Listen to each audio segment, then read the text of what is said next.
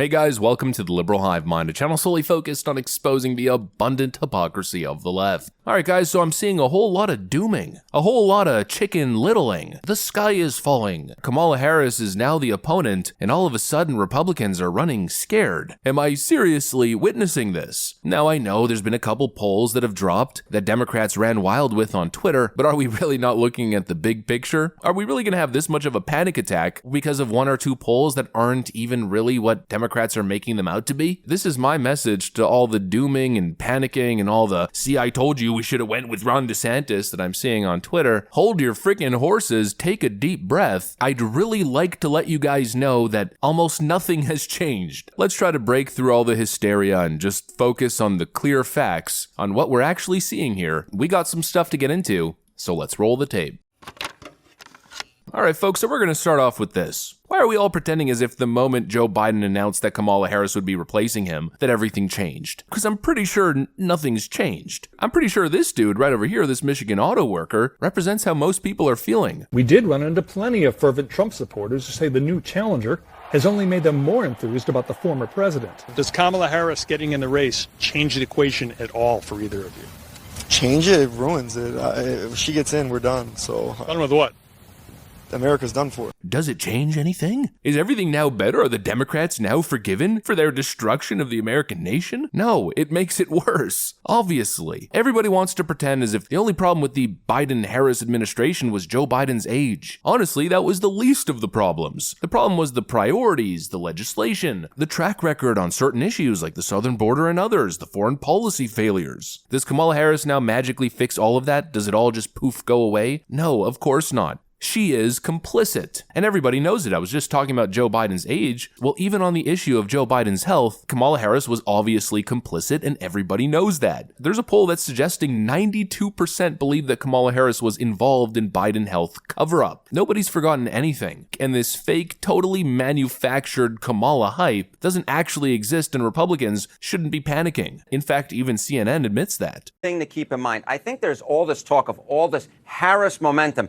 Maybe there's a slight bit of momentum, but I would argue it's actually a little bit smaller than folks think. So pre-Biden dropping out, look, Trump was up by 2 over Harris. We look at the polls now this week. What do we see? We see Trump is up by 1 over Harris. The massive change is actually the change of candidates, because prior to Biden dropping out, he trailed by 6 points in these exact same polls that we look at here, where Harris was only trailing by 2 points. So the movement is actually from Biden to Harris, not actually Harris herself necessarily moving. I've seen all the dooming. I've seen all the exact kind of people that you'd expect on Twitter saying the same kind of thing. Oh no, it's over. The Democrats have a fresh face. Really? Kamala Harris is a fresh face? I mean, give me a break. I told you we should have went with Ron DeSantis. What on earth are you talking about? Stop with the doom and gloom and stop with the copium. Literally nothing has changed. You know, back in 2016, back in 2020, at this point in the election cycle, you would still expect Donald Trump to be probably trailing his opponent by maybe 3 to 5 points in the polls on average. Early polling data in the last couple of elections at some points showed Trump down in the polls by almost 10. But back then the attitude was the polls are fake, show up and vote, enthusiasm matters, let's get the job done. It's winnable. But now the polling outlook, well, still looks like this, up in most of the swing states. His path towards victory essentially looks identical to what it looked like facing Joe Biden, maybe slightly narrower, for now, who says that's going to remain that way, and everybody's crying. Honestly, it's bothering me a little bit. Snap out of it, project some confidence. The doom and gloom gets you nowhere. In fact, all the doom and gloom does is reinforce these phony left-wing narratives that Kamala Harris is somehow a threat. She's never been perceived as such by no one. Nobody except for your typical establishment supporting blue anon Democrats have ever liked Kamala Harris. I mean, at one point there, after her failure as border czar, even the mainstream press was throwing her under a bus. I mean, the conversation for quite a while was, will Joe Biden replace Kamala Harris? Her even being on the ticket in 2024 was in question. But now we're going to pretend like she's a great threat leading the ticket? Where did that come from? If you give that narrative any sort of validity, you're acting like you're losing, and when you act like you're losing, well, you might just lose. What I'm seeing right now is a win. I'm seeing the same freaking enthusiasm that I saw before. I mean, just take a look at Trump's most recent rally in St. Cloud, Minnesota.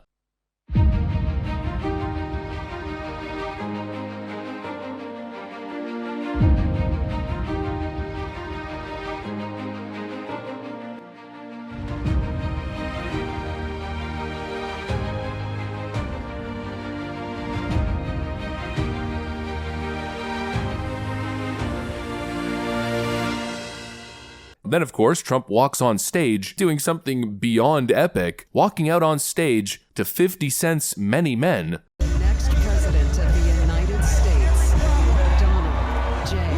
Trump.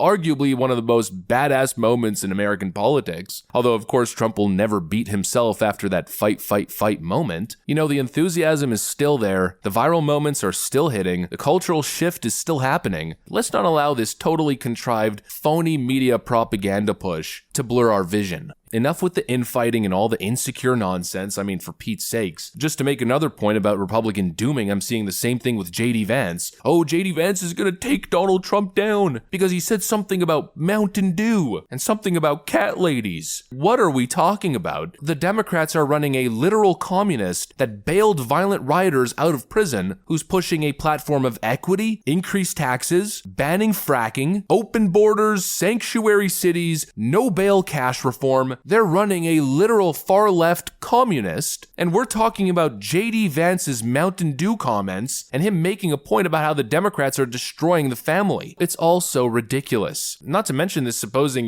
career-ending clip for J.D. Vance is totally out of context, and when you actually listen to him and what he means and the point that he's trying to make, it's almost impossible to disagree with. I know the media wants to attack me and wants me to back down on this, Megan, but the simple point that I made is that having children, becoming a father, becoming a mother, I really do think it changes your perspective in a pretty profound way. This is something, of course, we've recognized for hundreds of years in this country, that human civilization has always recognized. But there's a deeper point here, Megan. It's not a criticism of people who don't have children. I explicitly said in my remarks, despite the fact the media has lied about this, that this is not about criticizing people who, for various reasons, didn't have kids. This is about criticizing the Democratic Party for becoming anti-family and anti-child. We have to ask ourselves, Megan, why do we have masking of toddlers years after the pandemic ended? Why do we have the Harris campaign coming out this very morning, Megan, and saying that we should not have the child tax credit, which lowers tax rates for parents of young children? It's because they have become anti-family and anti-kid. Let's not run away. Let's not let the Democrats play their peer pressure games where they try to shame conservatives into taking a step back. Have your feet planted firmly in the ground. Stand for what you stand for. Enough with condemning your own side, attacking your own side, promoting the Democrat narrative that doesn't exist. It's certainly not time to be pressing the panic button. If it was time for that, you'd be hearing it from me. You'd be seeing it all over the place from all the right-wingers doing their polling analysis videos, but almost nothing has changed. It's red as the eye can see. The path towards victory is still viable and still lies in the Rust Belt. It's just about enthusiastically pushing a message now. It's campaigning time. Let the people know who Kamala Harris is. That's exactly what I'm doing. I got another video dropping today going over all of her worst moments and all of her worst qualities. Kamala Harris is very beatable. All that needs to happen is the work needs to be put in. Anyways, that's pretty much what I got for you guys. Hopefully you enjoyed the video. If you did, make sure to leave a like and possibly subscribe. Thanks for watching, and I'll see you on the next one.